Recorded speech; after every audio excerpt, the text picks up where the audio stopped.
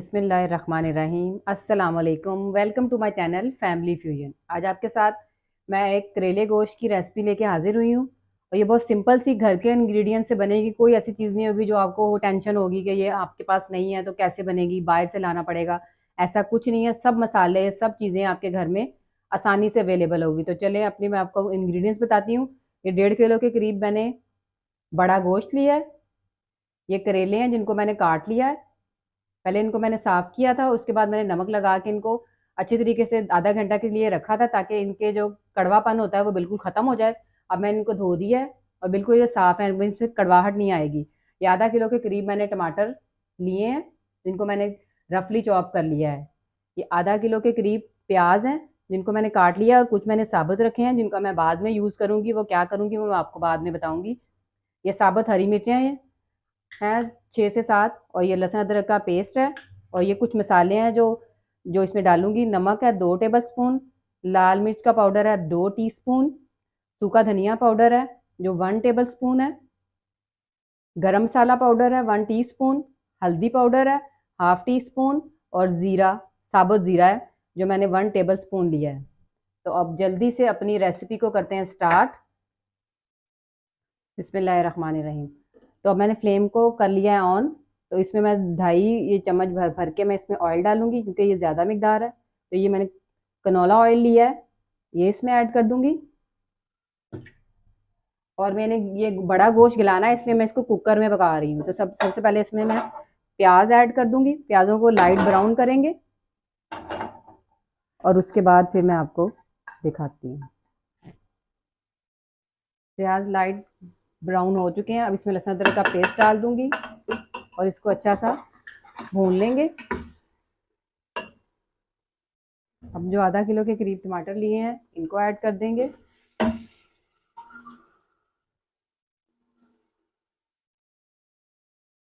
अब जो मसाले हैं वो इसमें सारे ऐड कर देंगे और इनकी अच्छी तरह से भुनाई कर लेंगे।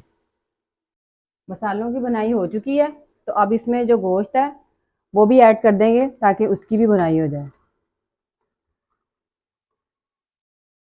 गोश्त की बुनाई करते हुए मुझे 6 से 7 मिनट हो चुके हैं। तो इसका बिल्कुल कलर भी चेंज हो चुका है। तो अब मैं इसको गलाना है तो इसमें मैं 1 लीटर के करीब मैं इसमें पानी ऐड करूंगी और मैं फिर कुकर को कर दूंगी बंद 20 मिनट के लिए। 20 मिनट के बाद जब ये गल जाएगा गोश्त तो फिर मैं उतनी देर में साथ में करेलों को फ्राई कर लेती हूँ। करेलों को फ्राई करने के लिए पहले थोड़ा सा इसमें हम कैनोला ऑयल ऐड करेंगे और फिर इसमें हम करेले ऐड कर देंगे और ये 6 से 7 मिनट तक इनको फ्राई करेंगे तो इनका कलर चेंज हो जाएगा। करेलों को फ्राई करते हुए 3 से 4 मिनट हो चुके हैं। 3 से 4 मिनट इसको मज़ीद फ्राई करूंगी, उसके बाद करेले डन हो जाएंगे। इसको बहुत ज़्यादा हमने डार्क ब्राउन नहीं करना, लाइट कलर में रखना है, गोल्डन ब्राउन। तो इसलिए कम ऑयल में फ्राई कर रही हूँ, इससे थोड़ा ज़्यादा टाइम लगेगा। तो बस ये 3 मिनट में मज़ीद हमारे जो जिस तरह की चाहिए उस तरह के हमारे करेले हो जाएंगे।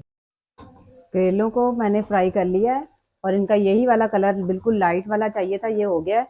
और बिल्कुल मैंने ना होने के बराबर ऑयल में इसको फ्राई किया है और ये बिल्कुल फाइनल हो चुके हैं। तो अब मैं करेले फ्राई हो चुके हैं तो अब हम कुकर खोलेंगे और गोश्त को चेक करेंगे कि गोश्त गल गया है। 20 मिनट उसको गोश्त को गलते हुए कुकर में हो चुके हैं। गोश्त को गलते हुए 20 मिनट हो गए हैं तो अब हम अपना कुकर खोलेंगे और चेक करेंगे कि गोश्त गल गया है और फिर इसकी हम बुनाई करेंगे। जैसा कि आप ये देख सकते हैं कि गोश्त बिल्कुल गल चुका है। तो अब इसकी ग्रेवी भी बिल्कुल बहुत अच्छी बन चुकी है। तो अब ऐसा करेंगे कि हम इन दोनों करेले भी बिल्कुल फ्राई हो चुके हैं तो अब हम दोनों को मिक्स करेंगे। और मसाले आप कम ज़्यादा अपने हिसाब से, अगर आपको मसाले नमक मिर्च कोई भी चीज़ कम लगे तो आप इसमें और मज़ीद अपने हिसाब से ऐड कर सकते हैं। आप देख सकते हैं कि मैंने इन दोनों चीज़ों को मिक्स कर दिया है। अब जो मैंने बताया था कि मैंने प्याज अलग से रखे हुए थे साबुत, मैंने इनको चॉप कर लिया है, हरी मिर्चों को भी चॉप कर लिया है। अब मैं इसमें ये ऐड कर दूंगी और इनको 2 से 3 मिनट तक मैं इसको अच्छे से भुनाई इसकी कर लूँगी। इसकी मज़ीद भुनाई करते हुए मुझे 3 से 4 मिनट हो गए हैं। तो अब मैं साबुत जो मैंने ज़ीरा पाउडर और सूखा गरम मसाला जो पिसा हुआ था वो मैं इसमें ऐड कर दूंगी, और इसको 3 मिनट के लिए मैं दम पर रख दूंगी। और 3 मिनट के बाद ये मुकम्मल तैयार होगी, और फिर मैं इसको आपको डिश आउट करके दिखाऊंगी। मैंने करेले गोश्त को मैंने डिश आउट किया है, और देखिए मैंने इसको हरी मिर्चें और धनिए हरे हरे धनिए के साथ इसको गार्निशिंग किया है, और ये बिल्कुल बनकर रेडी हो चुके हैं। और अगर आप इनको आप चपाती के साथ, गरमा गरम चपाती के साथ खाएंगे तो ये आपको बहुत मज़ा देंगे इंशाल्लाह। और आज आप अगर मेरी ये रेसिपी अच्छी लगी हो तो मेरे चैनल को सब्सक्राइब और मेरी वीडियो को लाइक करना बिल्कुल मत भूलिएगा। Thank you.